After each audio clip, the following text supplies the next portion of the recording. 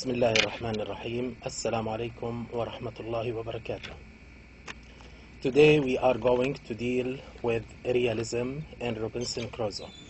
So the title for today's lecture, Realism and Humanity in Robinson Crusoe. Before that, let me ask you some questions about previous lecture. You remember we have talked about Robinson Crusoe, the main elements of the novel, plot, theme, and point of view. What kind of a plot does Robinson Crusoe have?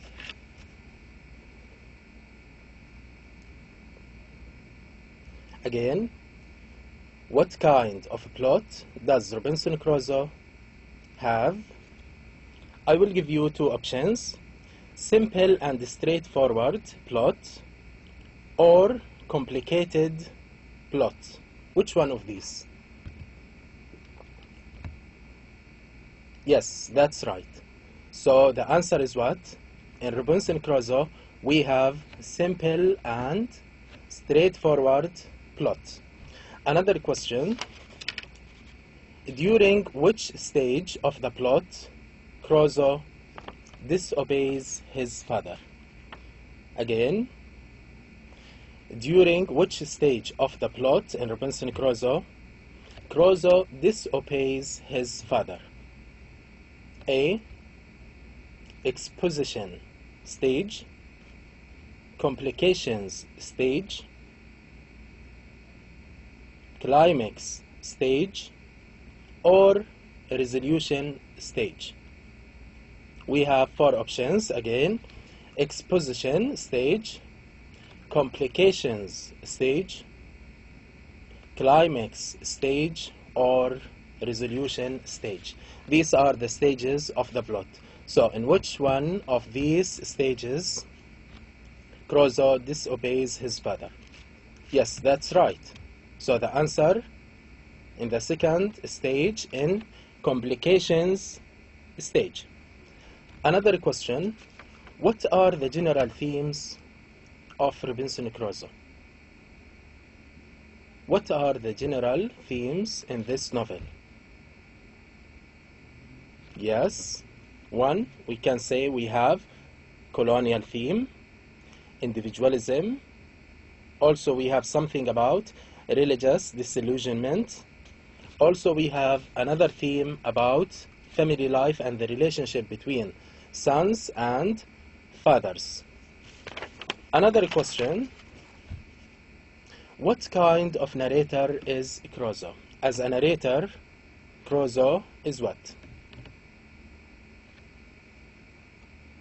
Is he a first-person narrator, second-person narrator, or third-person narrator? Which one of these? That's right. He is first-person narrator. Another question, why is there a close relationship between the reader and the narrator in Robinson Crusoe? Why do we have a close relationship between the reader and the narrator in this novel? Who can tell me the reasons? You can give one reason, two reasons, or more. I will give you two reasons. Because the narrator talks about his own experience, he doesn't talk about other person's experience, he talks about his own experience. This is the first reason. Another reason, there is no other source of information except this narrator, who is Crusoe, of course. So we have only one source of information in this novel. So we have a close relationship between the narrator and the reader. Now let's see our topic for today and see reality or realism and humanity in this novel. As introduction, the readers in the 18th century wanted a new kind of writing. So there was a kind of demand of readers Therefore, some writers began to think of the need of most people and started to look for some topics that were based on real life, which was so close to their humanity. So there was a need for some topics which were similar to their real life. One of these writers, of course, we have during that period of time, there was Daniel Defoe. Defoe wrote different types of writing and later wrote his first realistic novel, Robinson Crusoe, which was based on real adventures. He is usually considered the first realistic novelist in England, and we have seen that he based his novel on the adventures of the Scottish traveler. What is a realistic novel? So we are going to see this kind of novel and realism in writing fiction. A realistic novel is that novel which portrays the real aspects of everyday life. It deals with social life, whether it's high or low. So, in realistic novel, we have some representation of real life, whether it is high life or low life. So we have low life for the poor and common people, and high life for traders, merchants, etc. Ian Watt states that realism was related to the low subjects and immoral tendency. It was used as an antonym of idealism.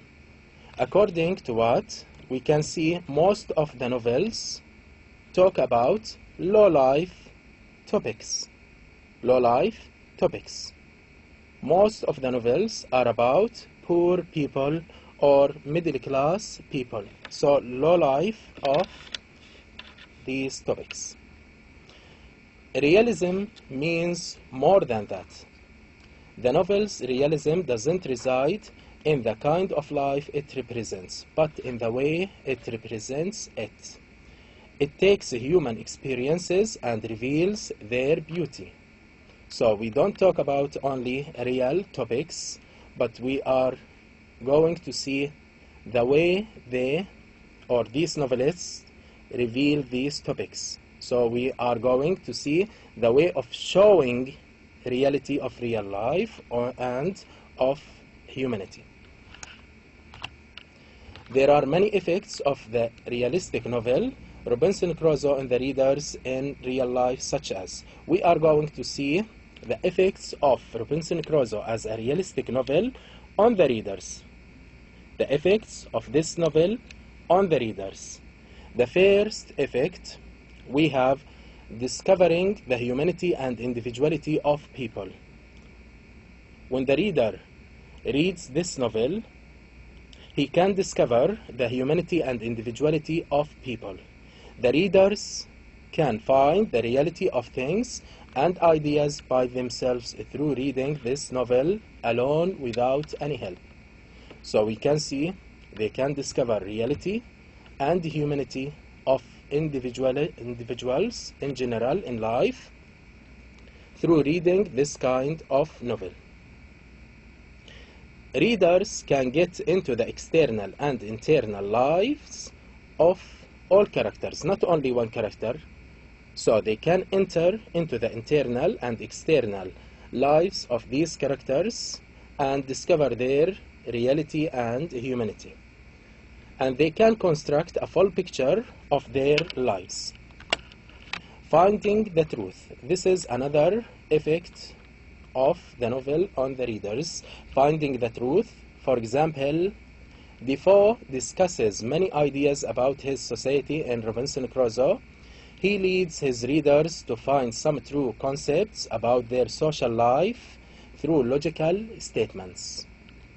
So, the reader or readers in general can find the truth of their concepts, ideas, and truth.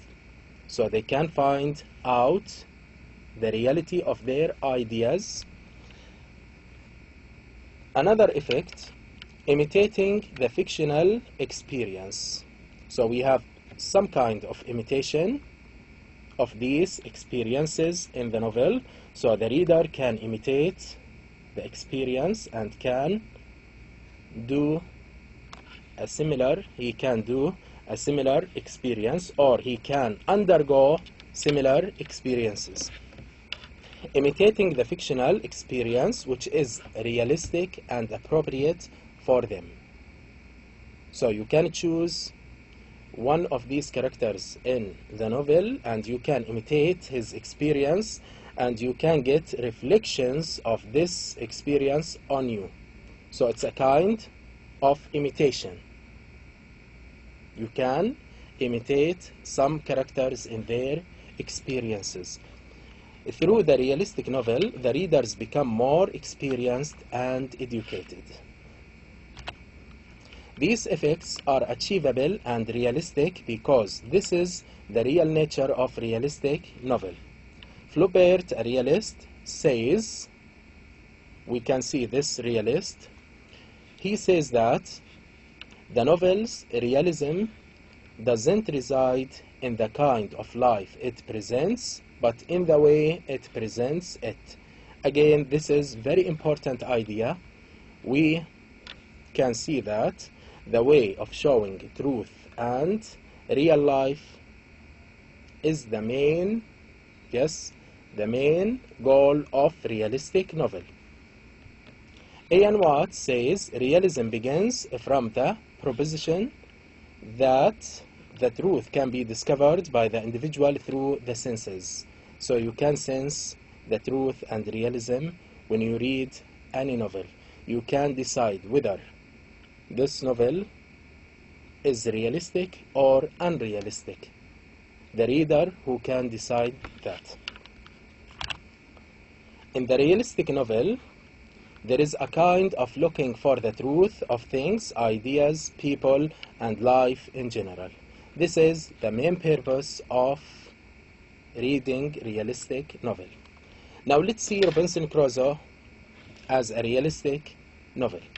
Robinson Crusoe is an imitation of real life, not of a literary work. It's not an imitation of another story from the previous writings. It's imitation of real life. So it's an imitation of real life. It's original, not traditional. It's original, not traditional. This novel is so close to the common people.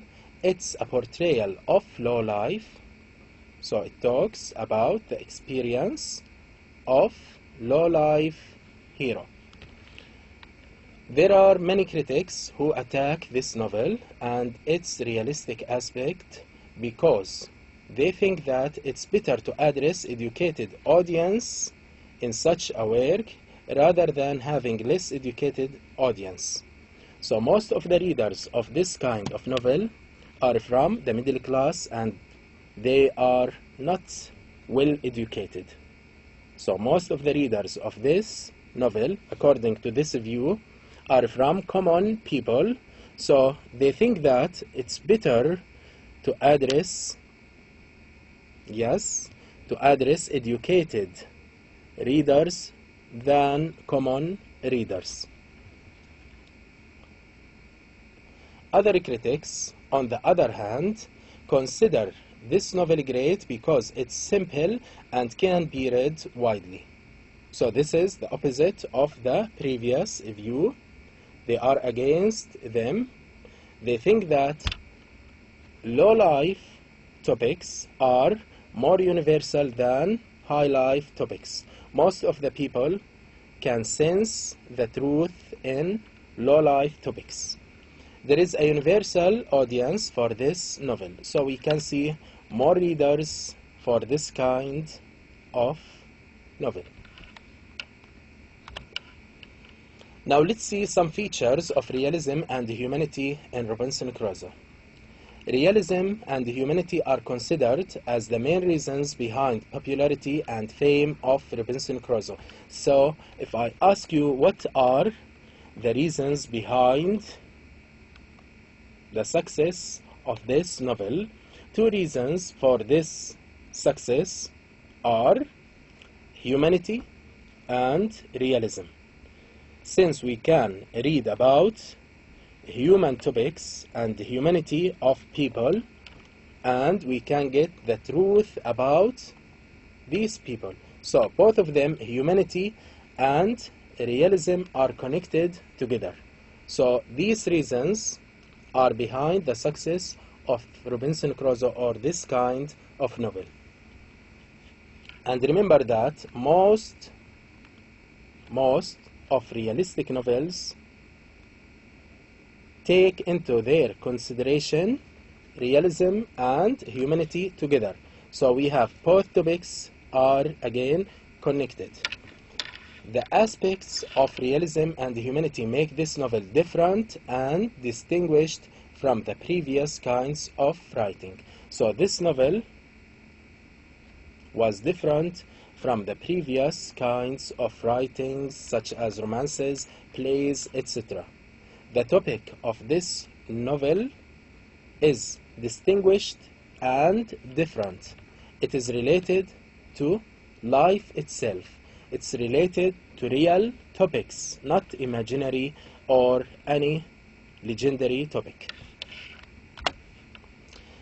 The language of the novel is simple, so we can sense simplicity in Robinson Crusoe even at the level of the language. Even the language is very simple. You can understand the meaning of any words from the context, so it's not so difficult as the previous kinds of writing. If you want to read a poem from the previous period, you have to check your dictionary maybe more than 100 times. If you have 100 lines, so you have to check every line, you will find difficulty in reading some poems. So in this novel, you can sense simplicity of the language. The language itself is very simple. So the language of the novel is simple, similar to everyday language. There is no complicated style of writing. Readers don't face complicated style of writing in this novel. It's an imitation of real life. It's based on real story, that of the Scottish traveler, as we said, so it is a simple language because it's related to a normal experience, and it's related to this Scottish traveler who is from common people. Defoe states in the preface of Robinson Crusoe that it is just history of fact. This is in his preface of the novel. Before starting the novel, you can see this in the preface. He says that the novel is just history of fact. It's a kind of history. Let's see this opinion of Crusoe. This novel is not a real history. It's not a real history. Defoe creates his characters and events from his own imagination. Crusoe is not a real character, and even the widow and other characters are not real. Even the topic and living for more than 28 years on the island, it is not a real experience of real people. So Defoe creates his characters and events from his imagination. Crusoe is different from the Scottish traveler. So we have some differences between the Scottish traveler and Crusoe himself. We have some differences. They are not similar in some way or another.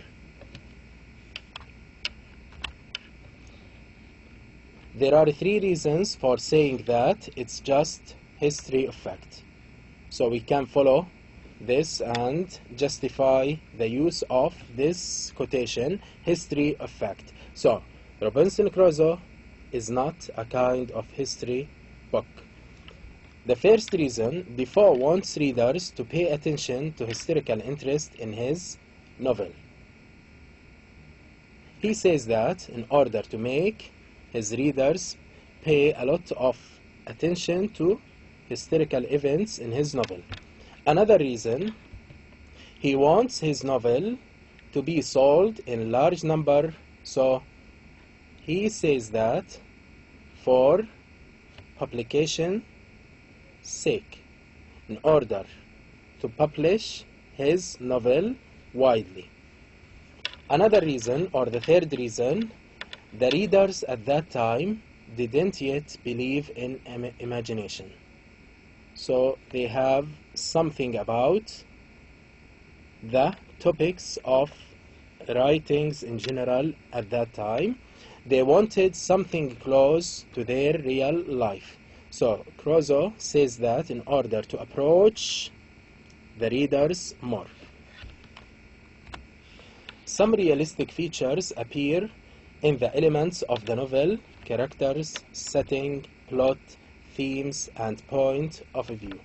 Now let's see some realistic features in these elements of the novel. We are going to start with character, then we are going to deal with setting, plot, theme, and point of view. And remember, we are going to focus on realistic features in these elements. Let's start with the first one, realistic characters. There are normal characters' names which are similar to real names. So we have different names in this novel. They are more realistic, and they are near or close to the names of real people. The names of characters are very important because they achieve individuality, reality, and humanity.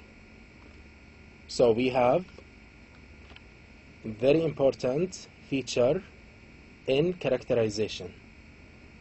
Names, or the names of characters, are very important because they achieve individuality, reality, and humanity. The characters are human and realistic. So we can take some examples of this feature.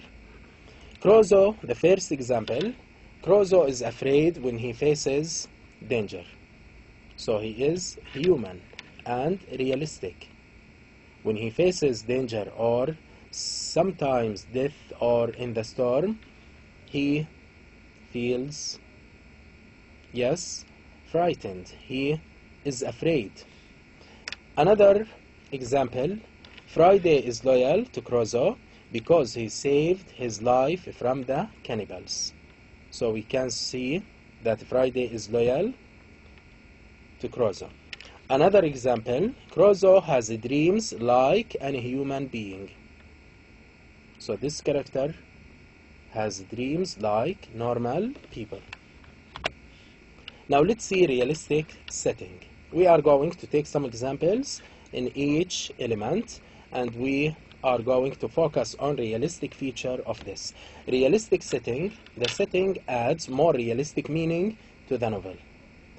We can sense that there are specific names for places such as his original city in England. For example, the York City. It is realistic. We have a name from everyday life.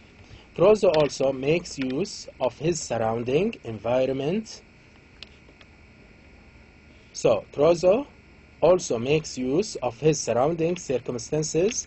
He takes many things from the damaged ship which are useful to survive and manage his life on the island.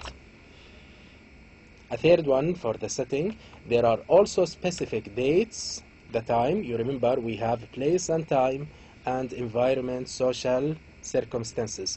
There are also specific dates all over the novel, such as the date of his birth. He was born in 1632. He left the isolated island on 19th December 1686. We have a specific date. So we can sense the importance and the realistic use of date. Crusoe says, I left the island on the 19th of December, as I found by the ship's account in the year 1686, after I had been upon it 28 years, 2 months and 19 days, being delivered from this second captivity the same day of the month. So we can sense the originality of date and the use of setting. After a long voyage, I arrived in England the 11th of June in the year 1687, having been 35 years absent. Now let's see realistic plot. Look at this. In this novel, there is a realistic sequence of events in its plot. So if I ask you, what's realistic plot? Who can tell me? Some critics say that this novel has a loose plot.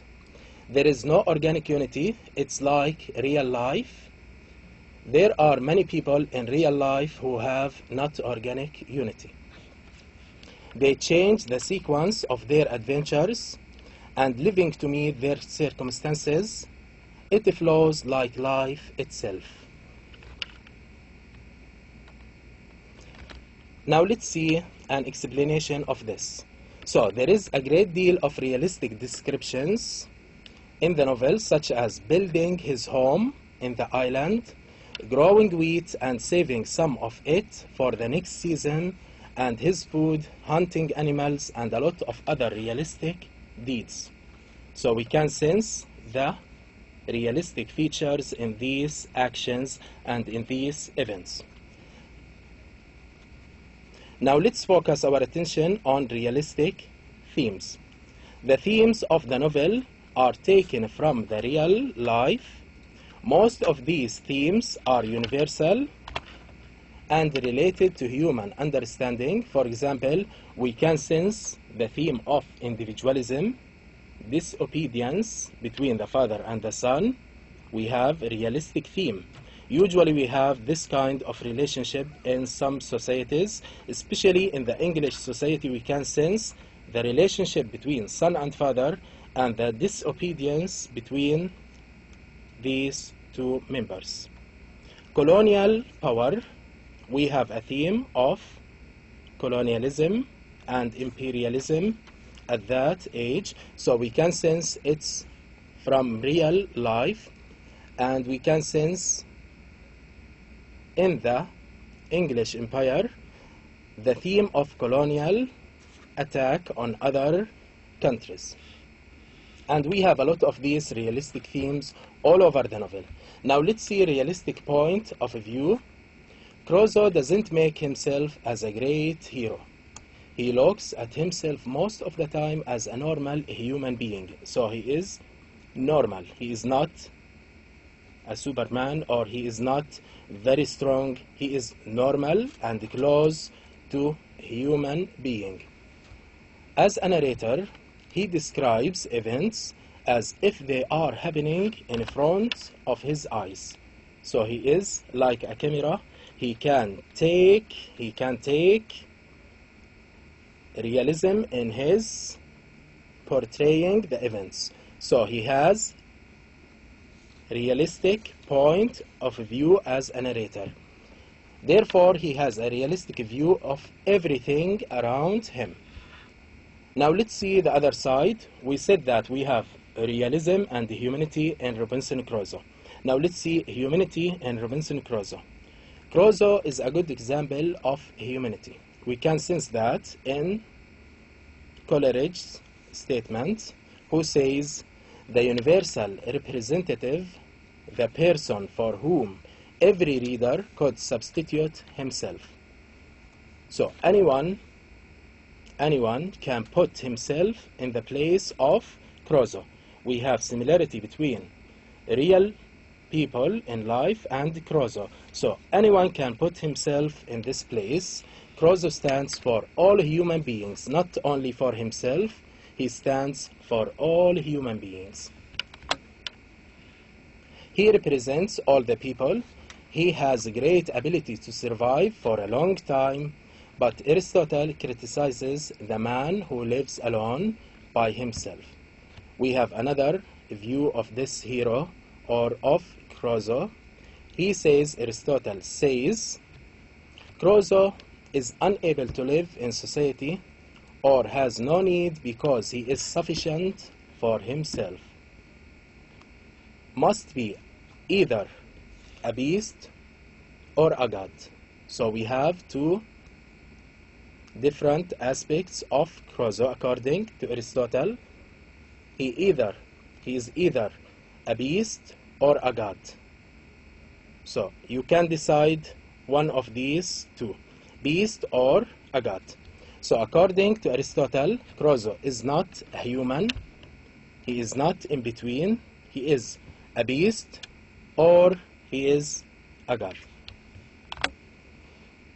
Crusoe is a human. According to our view, we can sense that Crusoe is not a beast, and we can say he is not a god. Crusoe is human and needs social contact with other people. He is looking for social contact with other people, but he didn't find any people on the island. He realizes the real value of his society. After living for a long time without any human contact, he has a spiritual weakness. He wasn't a beast, by the way. He was a human. He discovers that it's not sufficient to live physically, but there is another spiritual side that also makes people more human. So we have two sides for this character, physical side and spiritual side. Physical side, we said that he managed to live and eat and sleep. Spiritual side, he focused his attention on his religion. He starts to look for his humanity through his religion. So we can sense religion helps him to become more human again.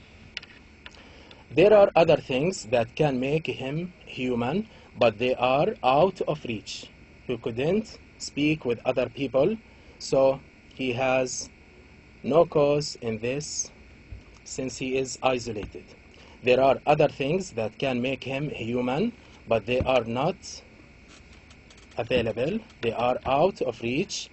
He also tries to teach his slave and his parrot in order to have a kind of compensation for this social contact. Although it seems impossible to have such experience, which lacks social contact, Crusoe succeeds in that and develops his humanity. There are some unrealistic features. Let's have a look on the other side of this novel and see unrealistic features. The first unrealistic feature, we can say, there isn't enough description of the emotional side of Crusoe and some other characters. So we don't have emotional experiences all over the novel. This is unrealistic. There isn't any romantic love. So we can't see a love story in this novel. It's away from romances and away from the previous kinds of novels. In other countries, for example, in France, there were some romances or romantic novels before that. The impact of the materialistic thinking of his society is clear and effective in the life of Crusoe. Crusoe has no emotional feelings towards others, including his family. He becomes inhuman and devoid of any emotional reaction. He is away from these emotional experiences and emotional features. He is materialistic. The main concern for this character, Crusoe, we can sense he is materialistic. He is looking for material, money, trade, etc. For example, he sells his servant Kasuri even after he trusts in him and finds him loyal. We can see he has no emotional relationship even with his loyal servant Kasuri. He sells him to the Portuguese captain. We can see that Crusoe decides to make a good man of this slave, but he doesn't complete his mission and sells him to the Portuguese captain for the sake of money. So for the sake of money, he sells his loyal servant. Some readers think that this is unrealistic since there is a kind of a promise between Crusoe and his servant. Other readers can see this event as a kind of realistic relationship between a colonist and a colonized. So we have a relationship between a colonist and a colonized slave or servant because the colonist sees the colonized as a kind of commodity. Crusoe sees Kasuri as a kind of commodity, as a thing, not a human being. So we can sense that the materialistic attitude of Crusoe at the expense of his humanity and realistic feature.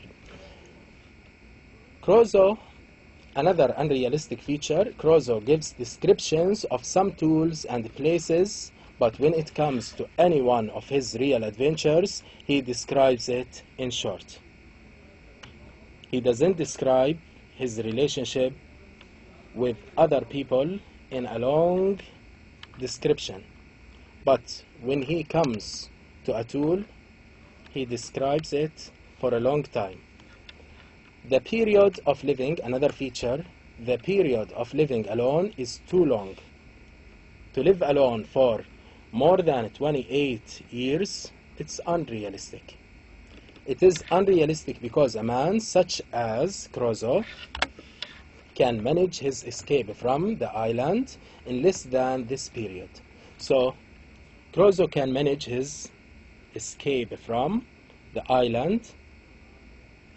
This will be in short time, not in a long time for 28 and more, even more than 28. He couldn't manage his escape. It is unrealistic. It would be more realistic to spend less time on the island and to leave the island in about, for example, we can say, let's say 8 years or 10 years, it's enough. But for a long time, this is the period of most of his life. In spite of these unrealistic features, Defoe presents a realistic novel, and he is the master of this kind. So, he is the master of this kind of writing, the realistic writing. There are some human and realistic features in this novel that make it one of the most popular realistic novels. So this novel is authentic and original realistic novel. So it is realistic novel, and it is one of the best realistic novels. Thank you so much. See you next lecture.